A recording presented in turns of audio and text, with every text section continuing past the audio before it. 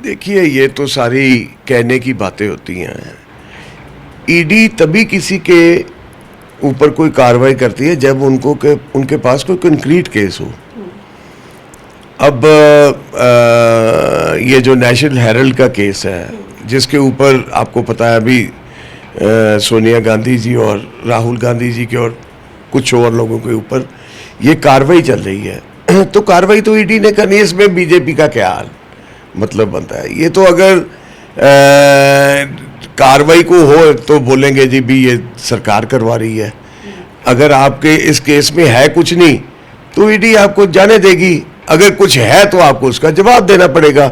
सो ये बातें राजनीतिक तौर के ऊपर किसी पार्टी को डिफेम करने की कोशिश करना, मैं ये समझता हूँ ये बिल्कुल अनप्रोफेशनल थी है। आप जाओ, अगर वाड्रा जी का किसको नहीं पता, डीएलएफ ने उनको लैंड जो दी थी और हरियाणा के उस वक्त चीफ मिनिस्टर भूपेंद्र हुड्डा जी थे।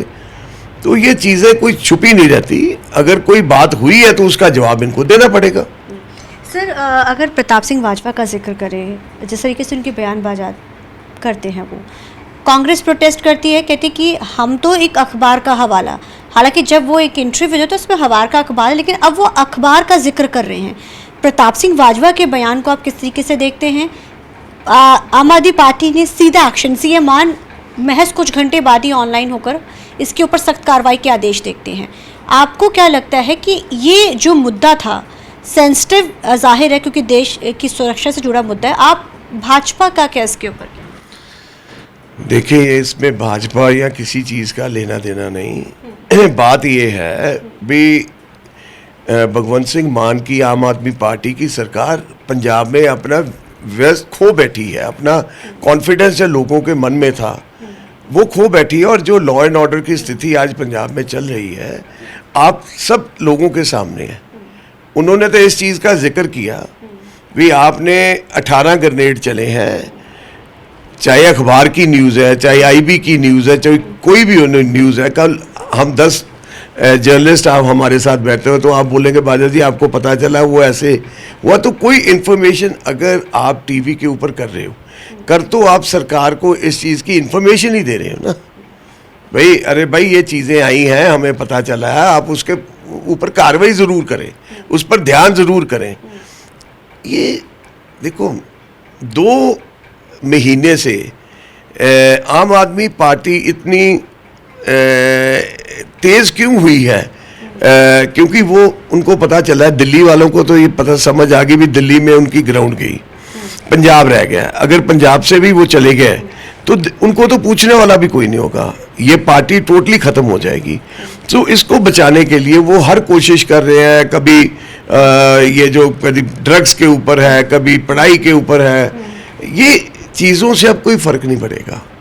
इनके ड्रामे जो हैं लोगों को पता चल चुके हैं और ये कोशिश कर रहे हैं भी हम टारगेट करें अपने ऑपोजिशन वाले लोगों को और ये बताने की कोशिश करें हम भी करप्शन के ऊपर हमने बिल्कुल नकेल कस ली है।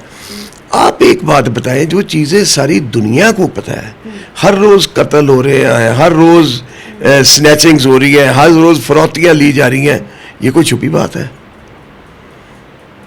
भाई जिस दिन मनोरंजन कालिया जी के घर पे ग्रेनेड का अटैक हुआ, उससे उसी एक रात पहले आरपीजी रॉकेट लॉन्चर का अटैक पुलिस की गाड़ी के ऊपर हुआ इन अपना हमारे बटाला ज़िले पुलिस डिस्ट्रिक्ट में, और वहाँ पे गाड़ी भी उड़ गई, वो हिट की, वो सारी चीज़ को खाई गई पुलिस, क्योंकि वो सरकार से हदायत है भी आपने सबको ये कहना भी एवरीथिंग इज़ हंकी डोरी, भी पंजाब में सब ठीक चल रहा है, लॉ एंड ऑर्डर बिल्कुल ठीक है, लोग बड़े आराम से रह रहे हैं और ये पॉलिटिकल लोग हैं ये अफवाहें फैला रहे हैं।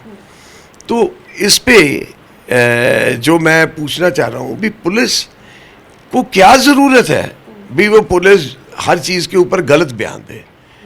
ग्रेनेड फटता है तो कहते हैं रेडिएटर फट गया, ग्रेनेड फटता है तो कहते हैं अभी टायर बस्ट हुआ था।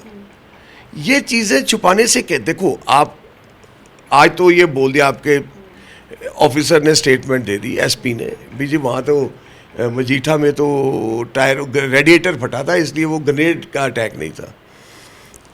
15 दिन बाद डीजीपी साहब कह रहे हैं भी जी हमने वो जो लोग जिन्होंने मजीठा के ऊपर ग्रेनेड फेंका था वो हमने लोग पकड़ लिए। टीवी पे आपकी न्यूज़ आ गई। जब आप कोर्ट में जाओगे तो जज बोलेगा भी आपने तो रेडिएटर की बात बोली, अब ये ग्रेनेड कहाँ से आ गए? तो जज की फटकार भी पड़ेगी। लोगों के सामने झूठ बोलना पुलिस का काम नहीं। पुलिस के ऊपर क्या ऐसी मजबूरी है भाई सरकार उनको बोली आप झूठ बोलो? ये चीज़ें अपने स्टेट के लोगों को पता है। अगर ये सोचते हैं भी लोग शायद इतने भोले भाले हैं समझते नहीं, तो इनकी अपनी मन की सोच ऐसी है। सो मैं तो ये हदायत करना चाह रहा हूँ भगवंत मान आम आदमी पार्टी को, मेरे भैया पंजाब को जितना आपका वक़्त रह गया आप इतना शुक्र मनाओ भी आप सब कुछ ठीक ठाक चले पंजाब में। आप ये जो एजुकेशन में हमने 441 481 स्कूल्स वो एक्सीलेंस वाले बना दिए, हमने ये कर दिया, वो सब ड्रामा है। कुछ नहीं हुआ। वही आपकी बात भी, अगर एक पैखाने को एक बाथरूम को रिपेयर करने की अगर ये वहाँ पे अपनी एडवर्टाइजमेंट के लिए वहाँ लगा सकते हैं स्लेट, तो आप ये समझ लीजिए भी ये कितनी लेवल तक सरकार गिर चुकी, इनका नीचे बेस में खिसक चुका है टोटली। सर लुधियाना में भी अभी हालांकि बाई इलेक्शंस अनाउंस नहीं किए गए हैं, टिकटें अनाउंस होने शुरू हो चुकी हैं। आज अकाली दल ने भी अपना जो है टिकट अनाउंस कर दी है। भाजपा कब तक कर रही है? हालांकि अभी डेट्स नहीं, लेकिन सबसे पहले आम आदमी पार्टी करती है। भारत भूषण आशु के ऊपर फिर से एक बार जो है दाव खेलती कांग्रेस। आज अब अकाली दल, क्योंकि सुखबीर सिंह बादल को फिर से प्रधान चुनने का, वो भी बड़ी एक्टिव नजर आ रही है। भाजपा कब तक कर रही है और कितनी एक्टिवली, क्योंकि ये सीट को 2027 के साथ जोड़ के देखा जा रहा है। देखिए पहली बात तो ये है भी जो भी बाई इलेक्शन होती है वो सरकार उस पर सारी मशीनरी सरकार के पीछे लगती है, उसको सारा जताने की कोशिश में। बाकी है कंपटीशन है। हम अपने कैंडिडेट हमारे 5 लोगों के नाम शॉर्ट लिस्ट होके गए हैं। पार्टी हाईकमांड ने एक आधे दिन में उसका फैसला करना है, आ जाएगा। और प्रधान कब तक बदल रहे हैं पार्टी का? क्योंकि दिल्ली में भी चेंज होने वाला 20 तारीख तक कहने कर देगा, तो पंजाब में भी इसका जल्दी चेंज करेंगे? देखिए ये तो हाईकमांड की इसके ऊपर टेक है, इसका मैं कुछ जवाब नहीं दे सकता। क्या करना है हाईकमांड ने सोचना है।